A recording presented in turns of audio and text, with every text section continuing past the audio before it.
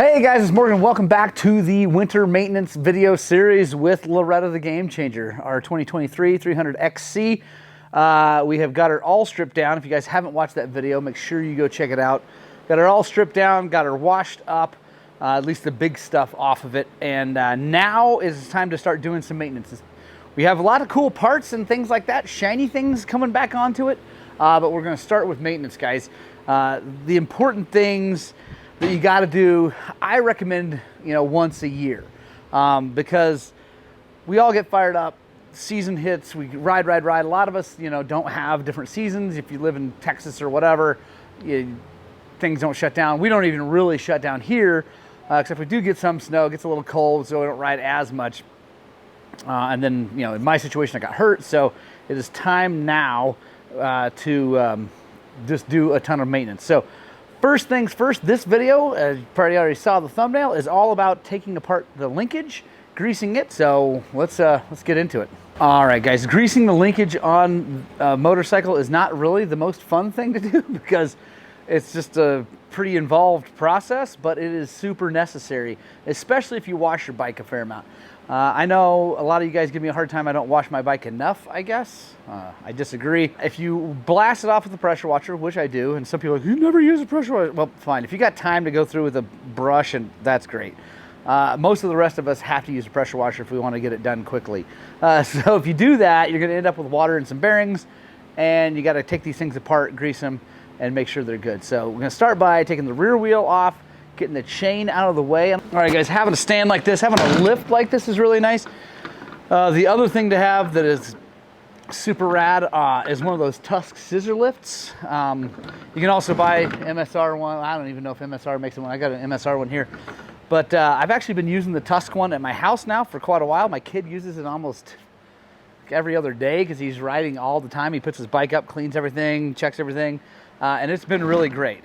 You do have to use the lock on it if you don't want the hydraulic jack to wear out, but that's no big deal and probably a good idea anyway. So, but if you have a table lift like this, it's nice to chalk it up, the front wheel up, and then take one of these jack lifts like that. And now we're gonna take the rear wheel off. Huh? All right, guys.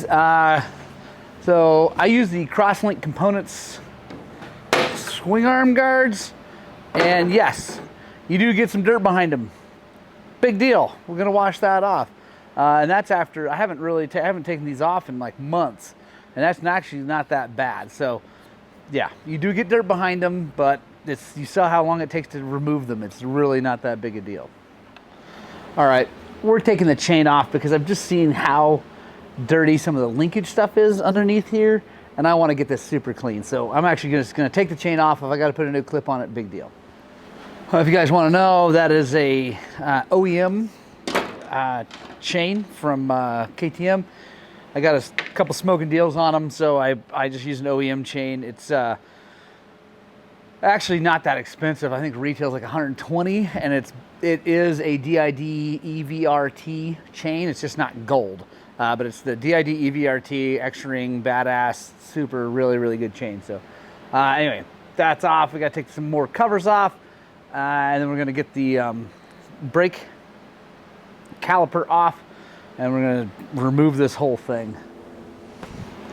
Another thing, guys, when you're doing stuff like this, it'll give you an opportunity to really clean all this kind of stuff and get all the threads clean and everything, and just make your life way easier.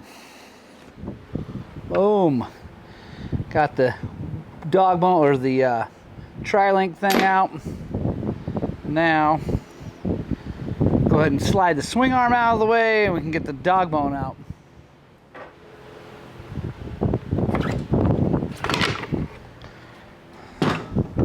All right, guys, so this video is turning into some things. I was really hoping that this video was going to be disassembly, cleaning, greasing, reassembly. I don't think it's going to be. We're going to be more and more in this series, but that's okay. I think it's going to be fun still. Hopefully you guys still enjoy it. So this video is going to be all about disassembly and cleaning, and then also we're going to shoot a separate video on rebuilding the shock because I am noticing just a little bit of weepage there. So it is time to rebuild that shock, and I honestly can't remember how many hours are on it since I redid the valving. I mean, I rode it stock, then we took it apart, valved it, rode it, then we took it apart, revalved it, and then I've ridden it since. It's probably been 60 or so hours, so it's time anyway. So we got to do that, so make sure you stay tuned, subscribe, and all that good stuff. I'm going to show you servicing one of these new shocks and cleaning it all up. Also, I think I might need a couple bearings because one of them felt like there's some wiggle in it, and maybe this top bearing here, I don't know.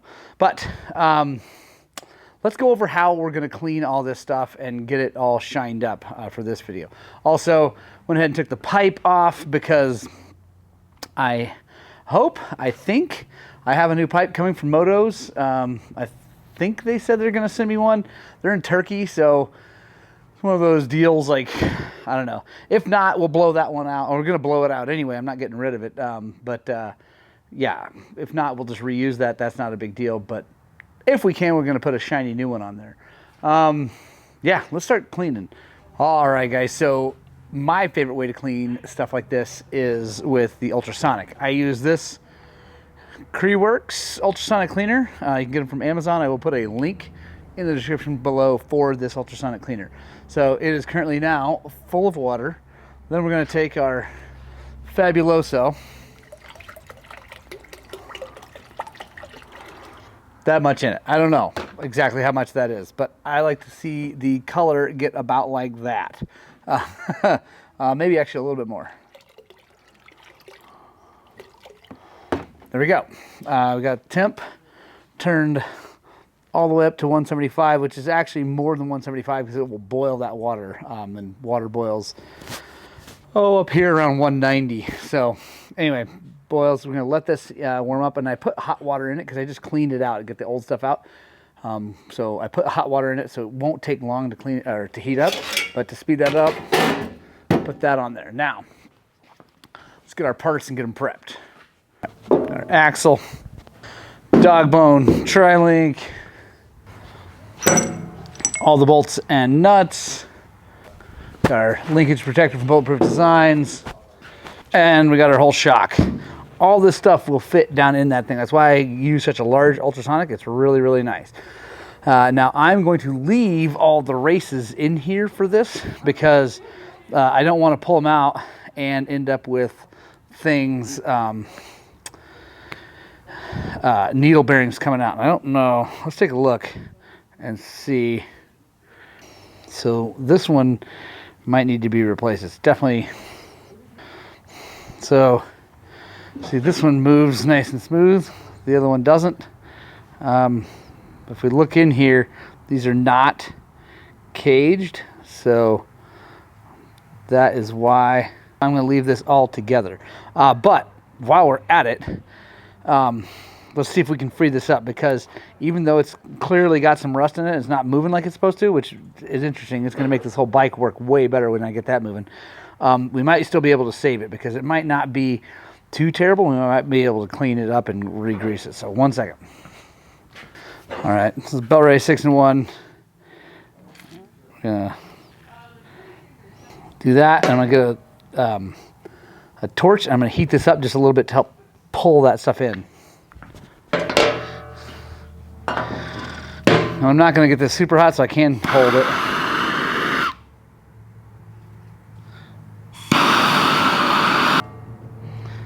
We'll do a little bit more.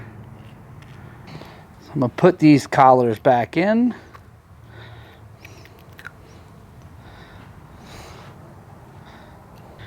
Now let's see if we can check the lower shock bearing. So hopefully, okay, so it's actually good. They're also not caged though, and they're trying to fall out right now. So,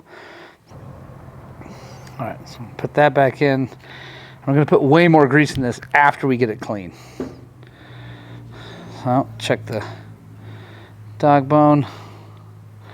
These ones are caged. I don't know why they don't cage these and they cage, I don't know. Doesn't make any sense, but now let's wait for that thing to heat up, get really nice and hot. We'll dunk everything in there. All right, got everything in there, what needs to be in there. And we're going to turn the time on up to 30 minutes. Probably going to take actually longer than that, but we'll run for 30 right now. I'll put the lid on it. It'll even get hotter as we go.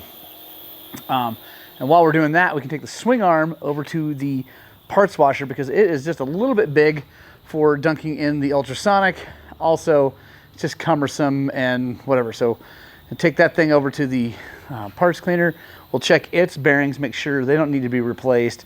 And we might be buying bearings for that one. I don't know. We'll see how it turns out. We'll check those, get this all cleaned up.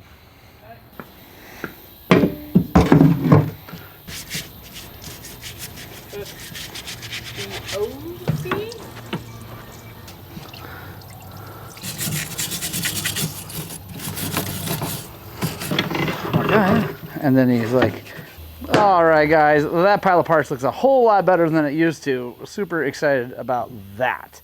Now what we're going to do, I'm going to show you guys how I go about this whole process. Now, these ones we know are caged, so we're lucky there.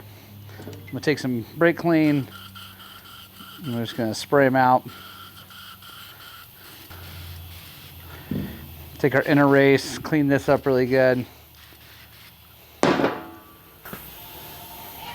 I like to take some of Scotch-Brite, get just all the pitting, and I mean, I guess if it's pitting, it's not going away, but get all the little bits off of there, get nice and clean.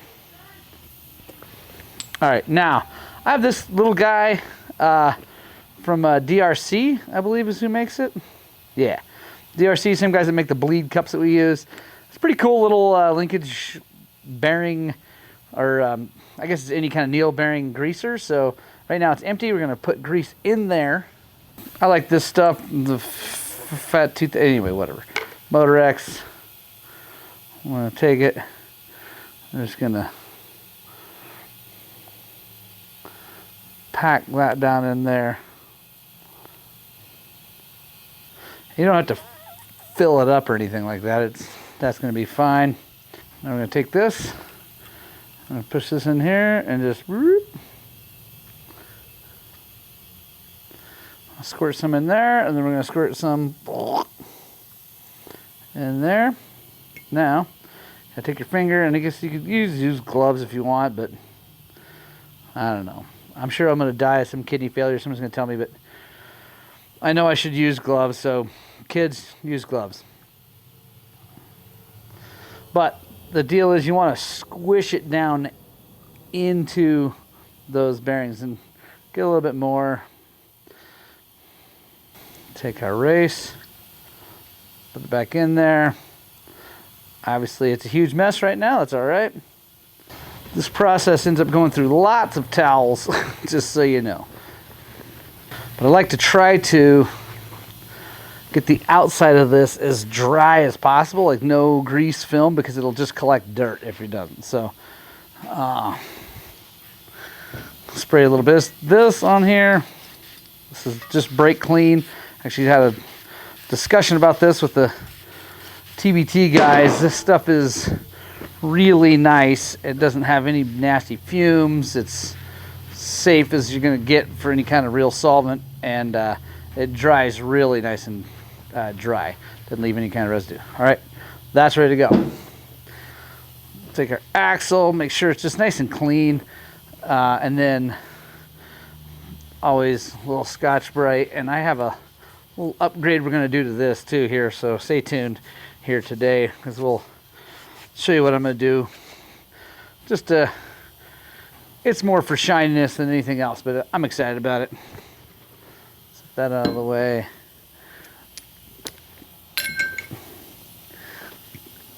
Got our linkage guard cleaned up pretty good. It's not perfect, but it's better than it was.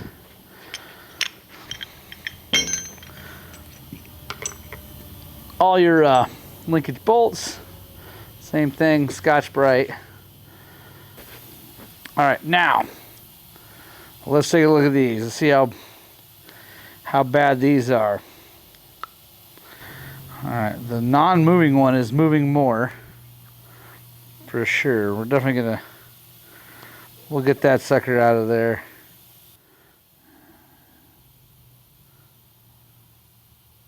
Now, obviously, we could just replace this, guys, and maybe that's what I should do, but I kind of want to show you guys what it looks like to save something, because first of all, nowadays, getting parts is not always easy, and then also, there's just something satisfactory about saving a part and not losing it, you know? It's just, I don't know, it just feels good to not have to buy new stuff, even if you have the money and all that good stuff. So we're gonna do our best to try to save this thing. I think we're gonna do it, and I think it's definitely gonna be rusty in there. We're definitely gonna have some work cut out for us, but oh yeah, it's moving way more now. And when you're working on this stuff, guys, it has these caged bearing or uncaged needles. Work over something that's clean and easy to find little tiny pieces on, like this white stuff. In fact, I need to get a fresh white thing here.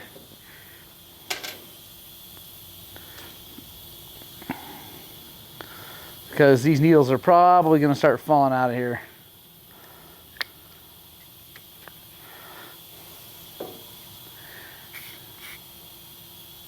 Yep, there they go. That's all right. I don't mind. Because as they all fall out, I can take them and I can clean them really well. And then put them back in, and it'll give me an opportunity to show you guys how that works. All right, so that is disgusting, but we're going to make it look maybe not brand new, but really good. Okay, now I'm going to take our needles that are falling out, put them over here on the nice clean white thing, and we're just going to let them fall.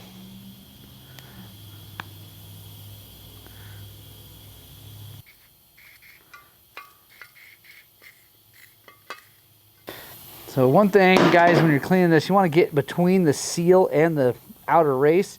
It's kind of hard to see on the camera here, but if you got this thing out, you'll see what I'm talking about, and really get that grime and grit out of there. One thing that helps is an air squirter, so hang on. And you only want to do that after you feel really good that you got all the needles out, because otherwise you're sending those things flying. All right, it's going to be impossible for you guys to see on the camera, but we're getting really good, getting really close to having the races where the needles ride all nice and clean, and they're looking really good.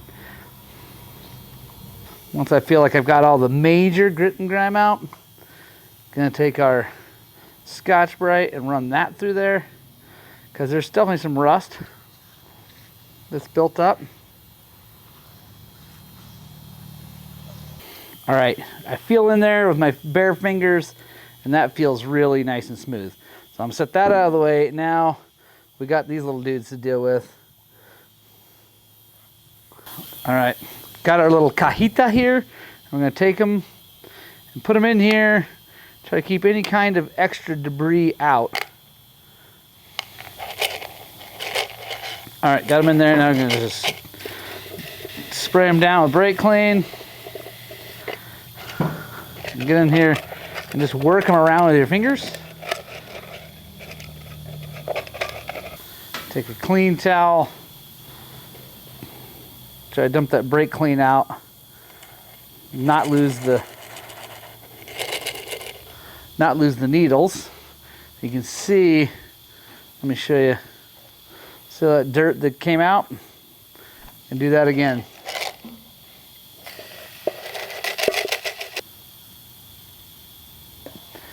We're getting there. Just gonna keep doing this. And I know a bunch of you are already going, well, dude, you're taking way more time than it would, and absolutely, way more time than just pressing these things out. But I'm saving money on my end because I'm not having to buy parts. I actually enjoy this. I enjoy reviving parts if I can. And I don't have to wait. So that's the nice thing. I do have to wait on other things, so honestly it would probably be a better decision just to go ahead and buy new bearings, but this is more fun. And it'll show you, some of you guys, someone may use this technique to do to some bearing that you got on a bike that you just can't buy, or you got a race coming up and you want the thing to work well.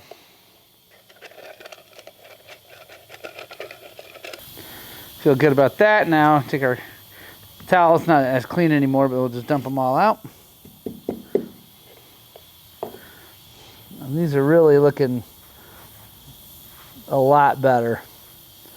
They're not perfect, but they look pretty darn good.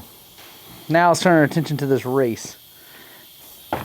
All right, so I need something to hold this and spin it because it's going to make this go way faster. Turns out a 12mm socket will go in and then kind of stop. If we take a towel, we don't need it to hold it tight. There we go.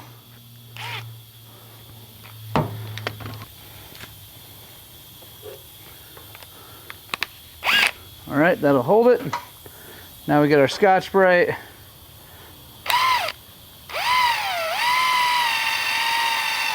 And see, it's already working. You can't hold too tight on the Scotch-Brite because it wants to just hold this thing still, but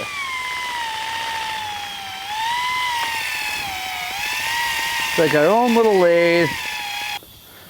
Brake clean.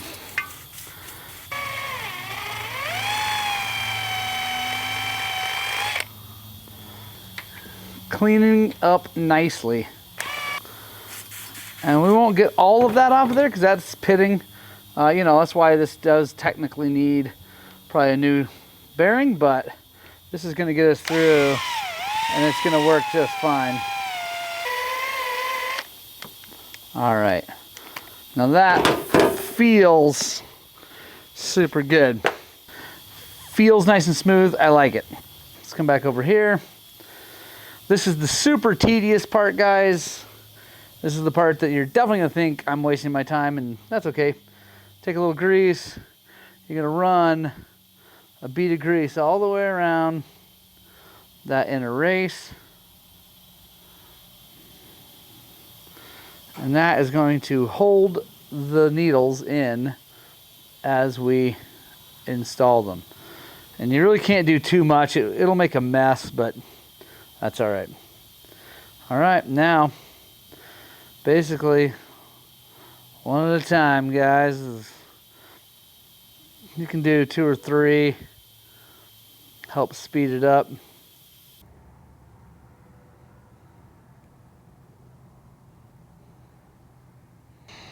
All right, we got them all in there. We're not missing any. I'm super psyched about that. It's always a bit of a thing. Like, you could always end up, having lost one, but we didn't, so we're good.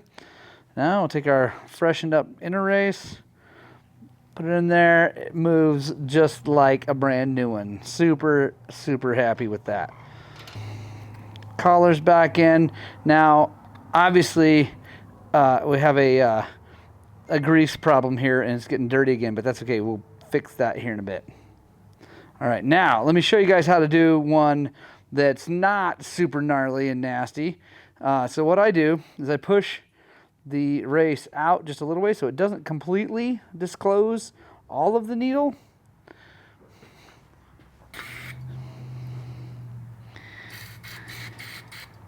I'm going to do the other side the same way, so we're not running the risk of them coming out, because they're held in there with the race.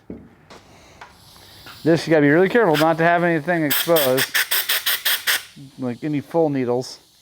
All right, so once you get that cleaned out, you just push this just so you can barely see the needles. Take some grease, and you can kind of just force it in, and it'll get into where it needs to go as long as you push it.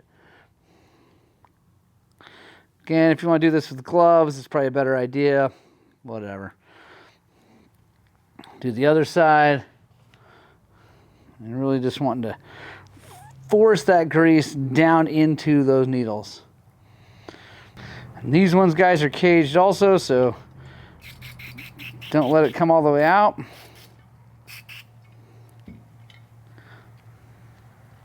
And actually, there's enough room around there when it's like that, you can just leave that in there. blow it. And same deal.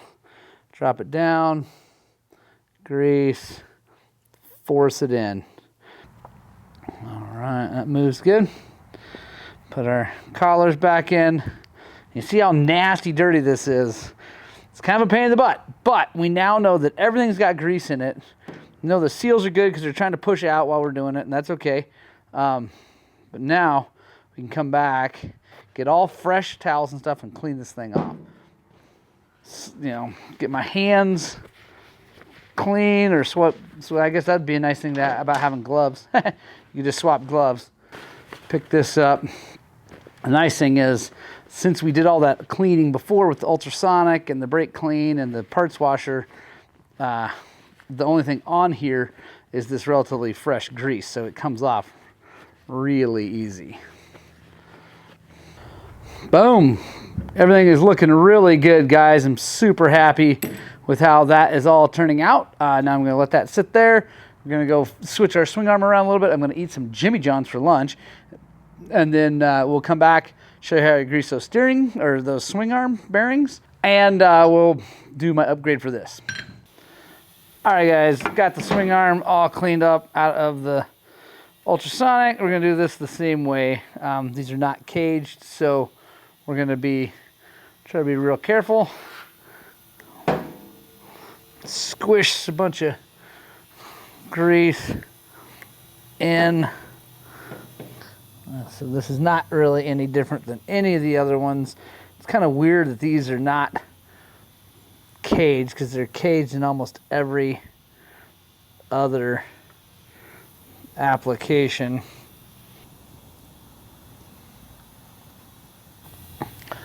All right, guys, there we go. We got everything ready to rock and roll. We got everything greased up. I'm really, really happy with how the one bearing turned out. This one that was rusted up and nasty. I feel super good about how that's moving. It feels like a brand new bearing now. Really stoked about that. I did not have to replace that. Hopefully that helps you guys. Hopefully that helps someone out there who either has a race coming up or just doesn't want to wait or can't get the part because it's back order or something like that. I hope that helps you guys. Now, final thing for the video, let me show you what I'm going to do to our rear axle. All right, now there is absolutely nothing wrong with the way this axle works and looks right now, but the people at Bulletproof Designs were kind enough to send me these axle blocks, and these are actually really nice, and I'll show you other than being cool and black, like why these are actually cool. So one second. All right, first things first, we got to get this off of this, and they are on there super duper tight. But chuck this up in our soft jaws so we're not messing up the axle. Also, drop this down a little ways so it's on the middle of the axle, so if you do scratch it up, it's not on one of the bearing surfaces, which are going to be out here. So, got our big pliers, wrenches.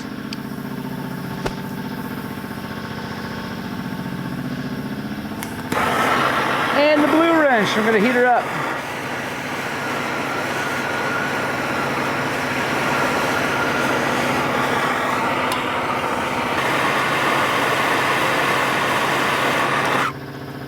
See if that's hot enough.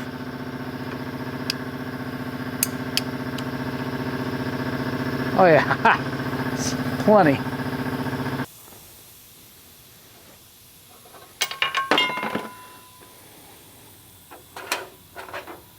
Now, I'm going to take our new piece and we're going to get some red stuck nuts on there.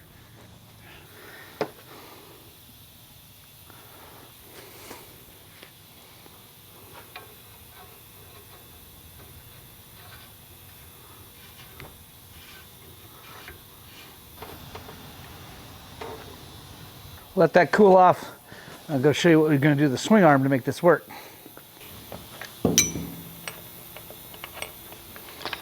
Okay, gotta save these. These are for the crosslink components, so these have to go back on, but these are not. These are going to be spares now. It'll be pretty thin, but then like by Christmas it'll be fine. Now it's like now we're hardly ever open at that. Well, and then that's the same thing on the other end, you know, is like... All right, guys, now we got this set up. Check this out, it's pretty cool. So this side, take this off, is now basically stuck on here. I mean, it can't really come off. That's pretty cool. Nothing to lose, won't fall off, whatever. And then this side locks in here. And so what you can do, let me put this on. Obviously it's upside down, I get it. Is you can just loosen this nut, and then you can turn these and move it in and out, get the chain tension right, and then you just tighten this down to set up for having the cross-link components swing arm guards. Because if you don't have these swing arm guards, then you find you can actually leave this nut off there and just move it back and forth, and then tighten this down because it can't move. Since it takes that actually turning, you don't really need this lock nut on there. But I'm going to leave it for the cross-link components. So pretty stoked, guys. I'm going to end the video here. We got everything clean, all the bearings greased up, ready to rock and roll. I feel really happy about how this is turning out. The things are looking really good. Make sure you subscribe because I'm going to be taking that shock apart next and servicing that, new seal, new bushing, changing the oil, getting it all ready to rock and roll, so you guys can check out how we do the new ones. I've also got a part to add to that, so I won't tell you what I'm doing, but I am adding a part to that shock to help make it a little more bulletproof and less problems in the future, hopefully. So I haven't had any problems, but there's a new part out. I like it. I'm excited about it. So make sure you subscribe. Thank you for joining me for this video. Guys, I love you so much. We'll see you on the next one.